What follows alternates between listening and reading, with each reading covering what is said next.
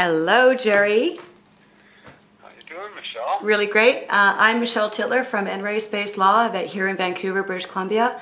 And this is my political partner and husband, Gerry Gagnon from Victoria, British Columbia. Gerry today is going to read the petition and then explain it, so stay tuned. Take it over, Gerry. Okay, so we'll start off by reading this petition that we've drafted to the Government of Canada, and then I'll explain the clauses in it and why we have drafted this petition. Petition to the House of Commons. We, the undersigned citizens of Canada, draw the attention of the Government of Canada to the following. That whereas the Indian Act and Section 91, subsection 24 of the Constitution Act 1867 have divided Canadians by race and heritage, have perpetuated the unequal treatment of Canadian Indians, providing the legal framework for segregation via the reserve system, have prevented reserve Indians from equal provincial educational access, have prevented reserve Indians from having the full legal, economic, and property rights and opportunities of other Canadian citizens.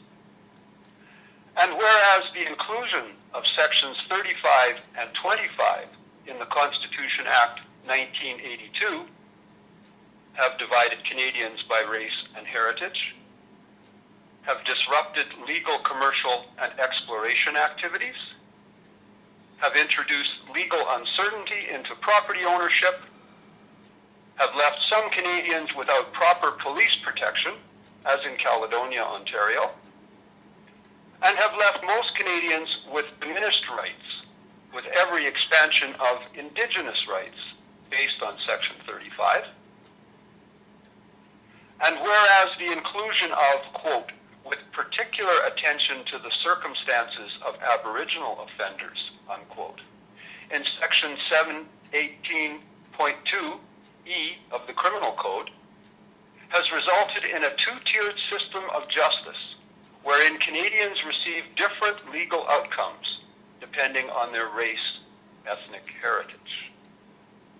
And whereas the United Nations Declaration on the Rights of Indigenous Peoples contains provisions that are fundamentally incompatible with Canada's constitutional framework. Therefore, your petitioners call upon the Government of Canada to take the following actions. The passage of the repeal of the Indian Act. The passage of the removal of, with particular attention to the circumstances of Aboriginal offenders in Section 718.2E of the Criminal Code. The removal of Canada's signature from the United Nations Declaration on the Rights of Indigenous Peoples. The calling of a constitutional conference pursuant to Section 35.1 of the Constitution Amendment Proclamation 1983, leading to the repeal of Sections 35 and 25 of the Constitution Act 1982 and Section 91, subsection 24 of the Constitution Act 1867.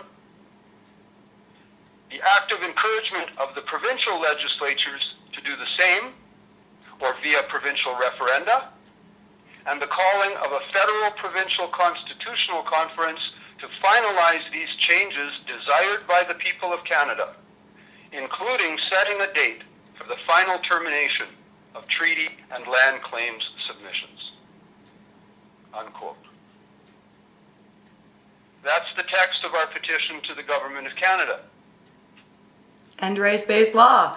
That's why we're called End Race-Based Law. We want to end all race laws. I mean, it's a simple enough thing to ask for, but the kind of egregious subject this has become for all the people that benefit from race laws. There's an entire industry that's been created. Lots of people are getting a lot of money, making a lot of money. Lawyers are making money hand over fist, no matter who they represent, and no one's really representing Canadians. And so Gerry, why don't you take it over now and explain the petition to people? Explain this stuff to us. Yes, I'm sure it sounds like a little too much legalese for most people on the surface, but it's not. It's actually not very complicated. There are really three sections here that we're dealing with. There are the discriminatory clauses in our Constitution that are the foundation of the discriminatory laws and treatment that results. There is the criminal code, where it is designated that Aboriginal offenders be sentenced in a different light from the rest of Canadians.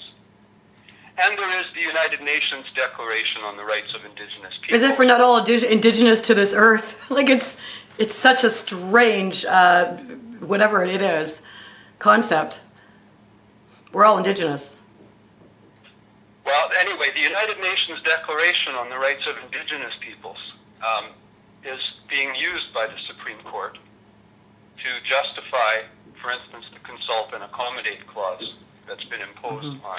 They have a lot of alternative reasons why they are using the natives for this. And I don't know if we should go into that right now. Maybe another podcast we can go into that, their Agenda 21. But they are using the natives and the indigenous people around the world for their own agendas. So it's really quite sleazy. One at a time. We'll get to the UN one in a minute. Yeah. The constitutional clauses are the most important. Yes. Section 91, subsection 24 from the BNA Act in 1867 is the original clause that gave the federal government the authority over, quote, Indians and Indian lands. It's that clause that constitutes the foundation of the situation we have today. The reason Canadian Aboriginals or Canadian Indians, as you will, which is, they're still called Indians in the Constitution. That's why I still use the term. The foundation for the fact that Canadian Indians do not participate in provincial school systems or do not participate in provincial health plans is Section 9124 of the BNA Act. Indians from the very beginning in this country were classified as a separate entity from the rest of Canadians in our Constitution. In 1982, with the Trudeau Constitution, this not only was not removed, it was added to by Sections 25 and 35 of the 1982 Constitution, which further entrenched the separation of Aboriginal Canadians from the rest of Canadians in the legal and constitutional framework. May I jump in here now, Gerry? This is where a lot of natives have it really wrong, and they're spreading this misinformation, which ultimately is a lie, that Canada doesn't honor their treaties. And what they're referring to is this Section 35 of the Constitution, which is rather ambiguous. It just says that they get inherent rights. They've used that clause, lawyers and this entire industry that's developed. This is where the industry really grew, and where in the last 30 years, Aboriginals have now been saying that all industry has to consult with them. All of that comes from this clause that says that they have inherent rights, and they've been interpreting it, reinterpreting it in court. So judges and lawyers are standing in court every day across Canada while we all go to work and pay for all of this, making decisions that give this one race, which qualifies as racism, special inherent rights that go so far beyond any treaty that it's a lie when they say honor the treaties, and that we as in whoever else is not their race have to consult with them. So Gerry, take it over from there. I wanted to say that because that's the part that Canadians, I know that I didn't understand that until you explained it to me on the phone. That is how we came up with the name End Race-Based Law. Once Gerry explained Section 35 and them using this in court, and this entire, Bay Street lawyers downtown Toronto and Vancouver, all across the country, getting rich off this misery, grievance, blame game at the expense of innocent taxpayers, which also include natives. So take it over, Gerry. All right. Back to Section 91, 24 of the 1867 Constitution Act, that gave Parliament authority over Indians and lands reserved for the Indians. That meant Parliament had to figure out how to administer Indians as separate people from the rest of Canadians. And all along the Aboriginals and the Chiefs, they're going along with this, correct? They have agreed to all of this all the way along, right? I'm sorry. Sorry, I don't understand. Well, I mean, Canada implemented the Indian Act, but there was no objection from the chiefs, correct? I mean, and even when Canada tried to get out of the Indian Act, they've been complicit all the way along. They have agreed to all of this all the way along. Is that correct? Well, the only way Canada can get out of the Indian Act is to amend the Constitution. The Indian Act is an act of Parliament that was written to administer the discriminatory clause in the Constitution, which is Section 91(24). Thank you. If the Indian Act was simply repealed without amending the Constitution, a new Indian Act would have to be written. That's why we come to the Constitution as the bottom line. Mm-hmm. I'm going to read something here from a Canadian lawyer talking about Section 35 and its implications. Quote, Section 35 of the Canadian Constitution, Canada's supreme law states, quote, the existing Aboriginal and treaty rights of the Aboriginal peoples of Canada are hereby recognized and affirmed. It's Section 35 that gives the Indians their, quote, inherent rights, unquote. The Canadian government did not initially plan to include Aboriginal rights so extensively within the Constitution when the Act was being redrafted in the early 1980s. Early drafts and discussions during the patriation of the Canadian Constitution did not include any recognition of those existing rights and relationships. But through campaigns and demonstrations, Aboriginal groups in Canada successfully fought to have their rights enshrined and protected. As constitutional law professor Anthony Hall has pointed out, 9 of the 10 Canadian provincial premiers demanded in 1981 that Section 35 of the Canadian Constitution be taken out. They didn't get their way. And unfortunately for all of us, they compromised in the end and ended up signing the deal. The problem with Section 35 from the beginning, of course, was that no one knew what it meant. Mm-hmm. There was no agreement at the conference that approved it as to what it meant. Mm-hmm. And rather than taking it out, which was the proper, responsible thing to do, they decided that they'd have further meetings and work out the meaning of it down the road after it's already part of the Constitution. One of the most foolish things I've ever encountered in politics. So between 1983 and 1987, there were 4 constitutional conferences with the premiers and the federal government, but they couldn't decide on a definition for the phrase in Section 35. As a result, the federal government decided to leave it up to the courts to decide this issue. And so we have had the Indian industry. Now the Indian, this is where the, now where case by case they decide one little part of what Section 35 all money. means. And they're not done yet. We're still not sure what Section 35 fully means. Yep. Because it keeps getting redefined court case. Yeah, it's getting bigger and bigger and bigger and bigger and bigger. We're not getting any closer together. It's open-ended. When you don't define a basic principle of your country, then it's an open-ended thing. And so now, Gerry, what we have is this particular inherent rights, these race laws that actually conflict with basic human rights and our basic constitution. They are literally legally in conflict with each other. We could have a court case potentially where we fight this right up to the very top. I mean, it's very unconstitutional in the end to have race laws. It goes against basic human rights, and we have to be able to weigh human rights ahead of one race's rights. And so Section 25 basically reinforces Section 35 and the original 91(24), and it puts into the Constitution any Aboriginal treaty or other rights, and any, quote, rights or freedoms that now exist by way of land claim agreements or may be so acquired. Now, what's resulted here is, for instance, the Nunavut Agreement, the treaty with the Inuit in the Northwest Territories that was signed. Unlike any other document, any other government act, any municipal setting up of the City of Toronto, for instance, the Toronto City Charter can be amended by the provincial government that wrote it without even participation of the City of Toronto, if that's what they chose. But the treaties now have been put into the Constitution, which means every treaty, in order for it to be changed, would A, have be agreed to by the Indian band or Aboriginal group involved, and then B, would require a constitutional amendment.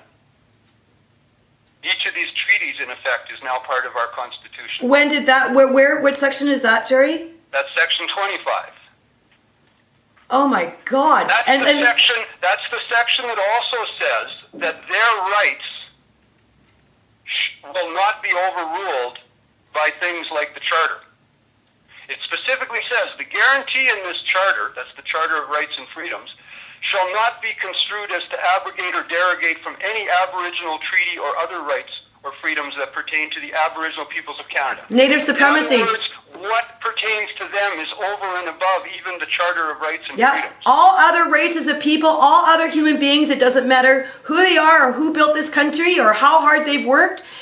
We have literally native supremacy in our Constitution.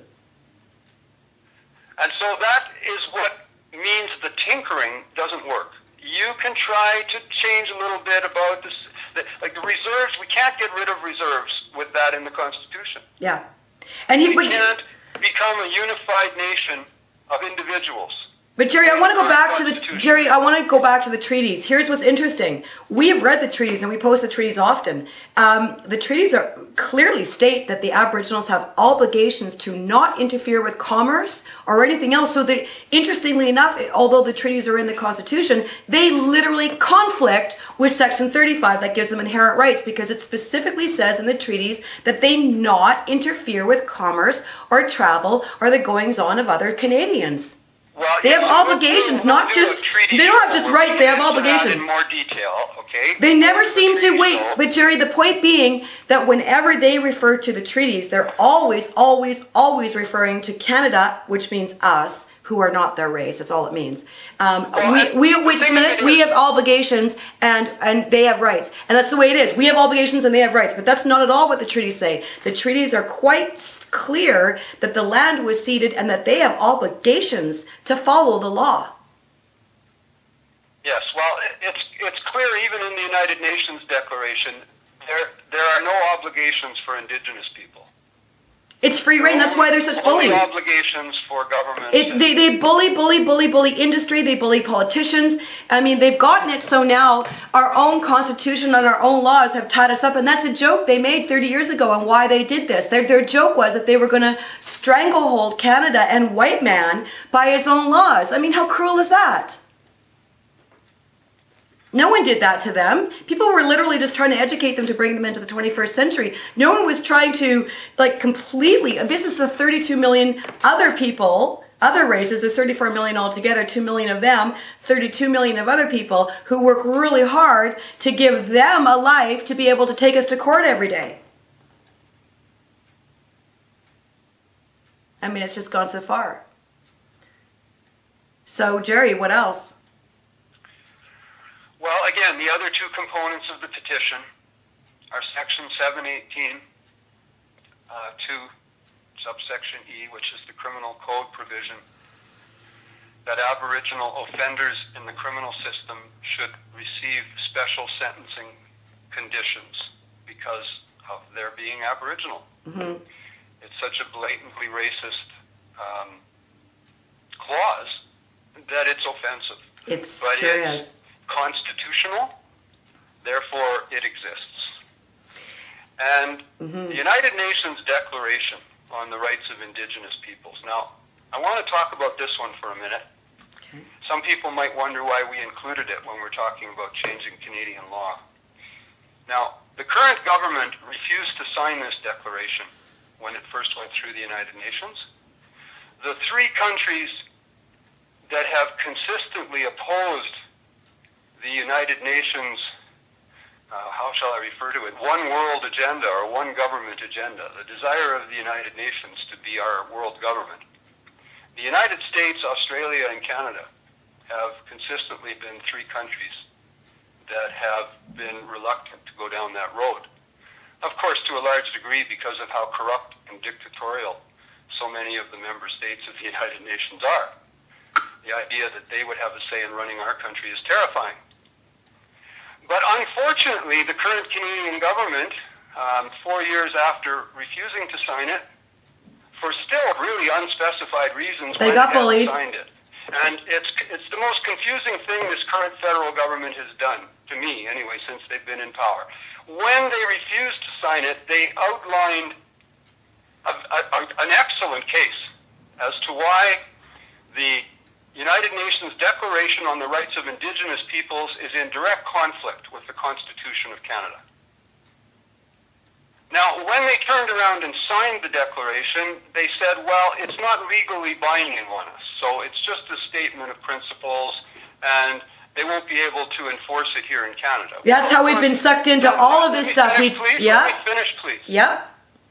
Then the Supreme Court came along and used one of the clauses in the declaration to justify the consult and accommodate ruling that it gave, whereby virtually any resource development planned in Canada now has to at least pass by the idea, if not get the outright approval of any Indian bands whose ancestors might formerly have traversed that territory.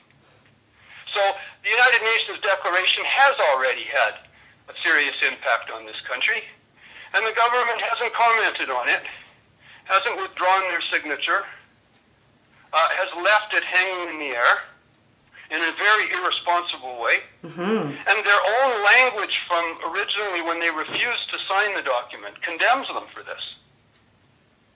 And they've made themselves look foolish on this file, and I don't know what to say.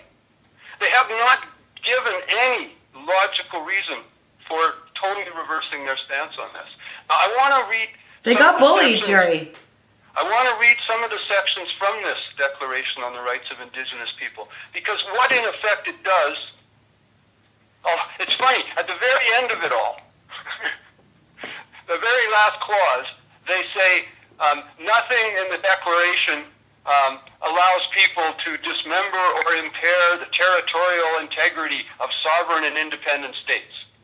In other words, you supposedly can't use this declaration to take apart a country, but all of the clauses in it empower Indigenous people to break away from the countries they currently belong to.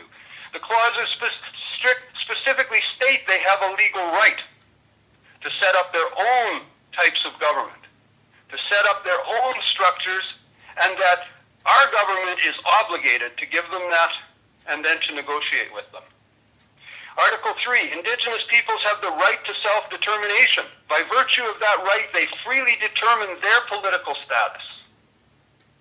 So they can choose whether to be part of Canada or not. No one else gets those rights. I mean, the United Nations doesn't acknowledge any other people, so they're clearly using them for something. Article 5, Indigenous peoples have the right to maintain and strengthen their distinct political, legal, economic, social, and cultural institutions. Institutionalized. While retaining their right to participate fully, if they so choose, in the political, economic, social, and cultural life of the state. So they have an opt-out clause. Yeah. They have a right to be part of Canada, but they have a right to not be if they so choose. Yeah, the only people who get those rights. The only people. And it repeats this in many fashions, clause after clause after clause. It says they have the right to establish and control their own educational systems and institutions, providing education in their own languages. With whose money? Indigenous peoples and individuals have the right to belong to an Indigenous community or nation in accordance with the traditions and customs of the community or nation concerned. That's a right in Article 9. With whose money does all this happen? Well, the UN's not going to pay for any of it. And then Article 18, Indigenous peoples have the right to participate in decision-making in matters which would affect their rights, through representatives chosen by themselves in accordance with their own procedures. So in other words, if it's a tribal inheritance thing, they have a right to that. They don't have to have democracy. Mm-hmm. And Article 19 is what the Supreme Court used to force consult and accommodate onto Canada. Quote, states shall consult and cooperate in good faith with the Indigenous peoples concerned in order to obtain their free, prior, and informed consent before adopting and implementing legislative or administrative measures that may affect them. Well, since they're citizens of Canada, virtually any legislative measure will affect them as citizens of Canada, the way it affects everyone else. So, Gerry, the idea that 500 years later of other people inhabiting the same land as them, that they just simply can't accept that other people also live here and that they have to be separate from them because I guess they hate them or whatever it is. I mean, all the other races around the world that come here all seem to be willing to, follow laws and abide by this really great thing that we've got going on where we all do this together. But for some reason, they've got this hate on for anybody who is not their race, and they've got to stay segregated. They've got to stay, and they've got to stay in power, and they've got to bully. They're going to bully everybody. To be fair, less than half of them are still on the reserve. So I know that have walked away from this. You blame lawyers for this, Gerry, and I actually do blame the Native Chiefs for this. They are racist thugs, some of them. Stewart, Phillips, Nepanak, those guys. Michelle, but what we're talking about is the way we've enabled them today. That's I agree. Our Constitution. They didn't write the Constitution. We did. Yep. They didn't put in the clauses that I'm talking about today. We did. They didn't put in the Aboriginal offenders thing into the criminal code. Parliament did. And we're the ones who signed this idiotic UN declaration. But they pushed all of our politicians. They bullied and bullied and bullied and bullied, and they still do. What kind of people we're electing that they're so sissies that they can be bullied? I agree. That's why you and I are doing this, because I'm not a sissy. Then everyone in Parliament is basically a wuss. I agree. Well, but they're not. So there's other aspects to this, okay? Well, that's what brings us to the... bullied. There are a lot of really wrong-headed, silly people now in leadership positions in our country. That's true. They're all throughout our universities. Yeah. Now, this business of Indigenous peoples is a brand new thing. Yeah. You go back 30 years... As if white people just drop from the sky and are not indigenous to the earth. Now, the term has been invented to cover people who are in an earlier stage of social evolution around the planet. And although they have no connection with one another for the most part, because they live a tribal lifestyle from 1,000 They're tribalists. years ago. That's what they are. They're tribalists. That's now been labeled not by them, but by university people. They have been labeled as indigenous. They've been given a whole title. They've been given a whole purpose. The United Nations has written up this nice declaration for them. And the chiefs are profiting from all of this. They're, of course, happy and encouraging it all. But the movers and shakers of this in Canada up until now have been white, not Indian. That's fact. And this is the reason why we started the petition, because we realized that what we have to do is start a movement from grassroots movement with Canadian taxpayers who signed this petition, and let Parliament know, let the politicians know that that's not what we want. That's not a Canada. That's not the Canada we came here for. That's not the Canada we built. I mean, our ancestors live here too. They're buried here too. They built this country. The natives didn't. They stayed in their fiefdoms, and they still want to stay in their fiefdoms. They haven't suggested that they want to contribute to other people or to Canada or the growth of Canada. They've only ever suggested that they want total, utter power over everything. That's all they've ever suggested. Okay, so now back to the petition. The Constitution of Canada, a lot of Canadians aren't even aware of how the Constitution of Canada gets changed, but this is the current setup. The Senate and the House of Commons and 2/3 of the provinces, representing at least 50% of the population of Canada, would all have to pass appropriate resolutions. In addition, constitutional conferences would have to be held involving the Prime Minister, the Premiers of the provinces, and representatives of the Aboriginal peoples of Canada. Now, since the passage of the 1982 Constitution, they've attempted to make it even more difficult for Canadians to change their Constitution. They added a law in 1996 when Jean Chrétien tried to buy Quebec support by promising them that there'd be no constitutional changes ever that affected Quebec. Oh my God, I didn't know this. Agreed. And so a law was passed in 1996 that says, in order for the Constitution to be changed, Ontario and Quebec have to agree, 2 of the maritime provinces have to agree, 2 of the 3 prairie provinces have to agree, and British Columbia. Now, as every constitutional commentator pointed out at the time, this is all just making it more difficult to change the Constitution. It's a lawyer's game. That's all it is. We have a right to be able to change our Constitution. Now, also, BC and Alberta have both passed legislation where they'd have to hold a referendum in their province. And that's how undemocratic it fundamentally is. The 1867 Constitution that founded Canada was never voted on by the citizens of the country. Not at that point and not at any point since. The 1982 changes to the Constitution, what was called the repatriation of the Constitution from Great Britain, again, was never voted on by the Canadian people. None of the new clauses that were added did the Canadian people ever have a chance to provide their input on. These were imposed on us. And then a Constitution not only was imposed on us, but a Constitution that they keep telling us is almost impossible to change. Even though they changed it. Us having constitutional conferences by saying, oh no, we couldn't get anything done anyway, it would be impossible to change the Constitution. Even though they wrote it. That is true.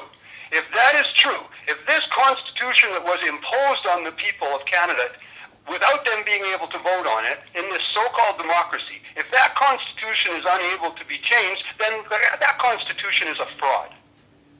It's a fraud. And one thing that needs to be pointed out here, the only chance the Canadian people have ever had to vote on anything pertaining to their Constitution was in 1992, in the so-called Charlottetown referendum, when additional proposals were made to give Quebec the road to nationhood, to allow the Aboriginal tribes to become nations. When these proposals were presented to the people of Canada, they resoundingly voted them down. Yet within 2 years, the federal government started giving the very things to the Aboriginal organizations that had been voted down by the Canadian people. That's the Chrétien government of the time. This is just These terrible. specific things like self-government were voted down by the Canadian people, and they're now being instituted all across Canada. This contempt for the Canadian people that our government and courts have is our real issue. Everything we've worked hard for. This is one of the greatest nations ever in the history of mankind. And the Aboriginals treat us as though, there's just absolutely nothing redeeming that they would even want to support. And they don't care if they hurt people with all of this. Lawyers don't care who they're hurting with all of this. Well, no, but it should be pointed out that our political leaders were aware that this stuff wouldn't pass in 1982, which is why they didn't give us the vote. So they're making decisions for us behind our backs, decisions that affect everyone. They did it behind our backs because they knew we'd object. And we're paying for all of this. We're paying for all of it. And we proved it in 1992 when the people finally got to vote on it. It showed what would have happened had they put the 1982 Constitution before the Canadian people. It would have been voted down. Well, when Aboriginals come to our page and do the whole I pay taxes, it's, they think that it's just about, and then they do the whole trust fund. It's not your money. It's all our money, by the way. It's all the people, the government gets the money, their money from us, from taxpayers. That's where it all comes from. And then it goes into trust funds from there. But it's all our money. But, the basic point is that there are court cases that go on. These lawyers and all these court cases are paid for by the taxpayers. That's the multi-billion-dollar industry. That is the multi-billion-dollar industry. That's why we call ourselves end race-based law. Not stop Aboriginals from succeeding. We're looking forward to them rising up and succeeding. What we want to do is... the fundamental fact of it is most Canadians believe they have a country based on equality. Yeah, we thought we did. And that's a lie at this point. That's a lie. And the Aboriginals hold us back. If we want a country based on equality, we're going They're literally holding us back. They're so racist themselves. They have so many racism issues, and that is their responsibility, Gerry. That's not lawyers. They've always had racism issues, and they're never even expected to deal with their own racism issues. Aside from just race laws, aside from this entire industry, they are extremely racist people, and so the whole thing is corrupt. That's a separate discussion for another podcast. But it also adds to, it fuels the fire of this perpetuating problem of race blame, race agendas, race laws. It's all married together. The blame, attacking people who are not their race. The justification is they don't have to care because they have to go to school. And so it's okay to do this to everybody else. And we hear that all the time, and you know we do. And I know you're more mad at the lawyers. Gerry's not a fan of the law profession taking... Well, because today's discussion is about the Constitution. Well, it is, and judges are making decisions all alone, and we don't vote those judges in. We don't know who they are even, and they're literally making decisions for the rest of Canada. We don't vote these people in. And so I know it's a law thing too, Gerry. I get that. It's just the whole thing has gone sour on both sides. And no one seems happy about anything that happens. And so we've clearly gone down the wrong road. And so that's our video about the petition. Is there more you'd like to say about the petition, Gerry? Well, yes, Michelle, I'd just like to add the connection that exists here between the mechanism of the petition and reopening the Constitution.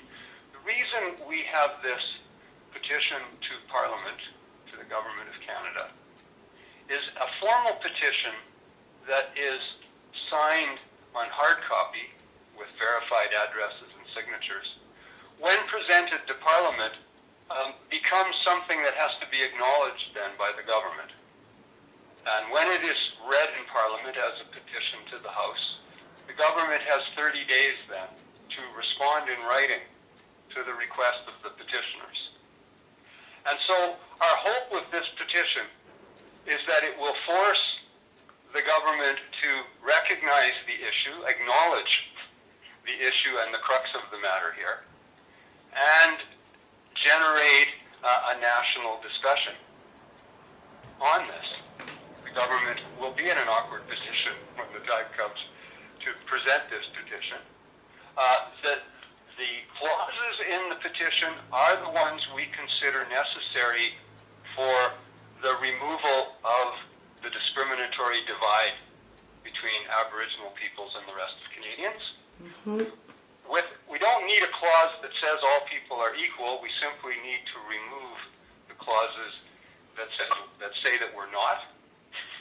And so the requests that we have relevant to the Constitution in the petition are the clauses that would then remove the discriminatory framework, would remove the legal justification for segregated reserves, etc., and discriminatory educational health treatment, etc.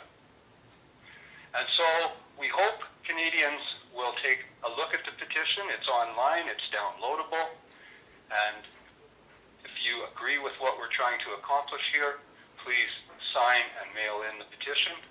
Talk to your friends, relatives. This is a national issue of great importance. It's only going to get worse if we try and ignore it and look away. And so we ask for your help in this very important endeavor. And Michelle, I'd like to thank you for the chance today to talk about the petition.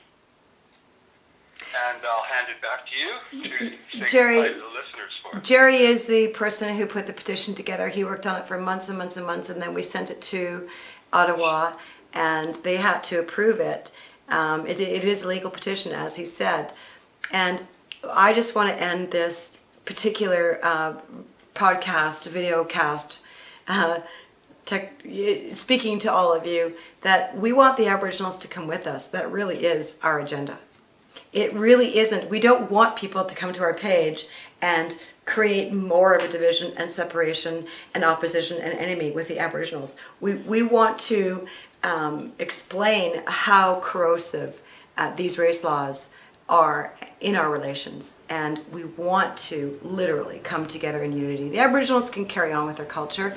They can be as determined as everyone else in Canada. We wish that for them, but they can't be breaking up Canada. That's them oppressing us. And so that's where we're at. We don't want these divisions. We really do think that we're all equal, and we really truly believe in that with all our hearts. I am so anti-racist.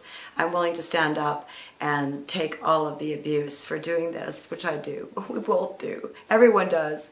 But our hearts are in it, and we don't hate anybody, and we don't want to encourage hate, and we don't want to incite it. We just literally want to end race-based law. We want the Aboriginals to come with us. We are all in this together. No one is going anywhere, and that's our mission, truthfully. And Gerry, thank you so much for all your efforts. Your research is superb. You should come to our Facebook page. And Gerry works at this nonstop, and so do I. And we encourage everyone in Canada to get involved and to sign the petition. And in particular, I'm going to be heading up asking the Aboriginals to sign our petition. Okay, that's it for now. Thanks, Gerry. Thank you, Michelle. Okay.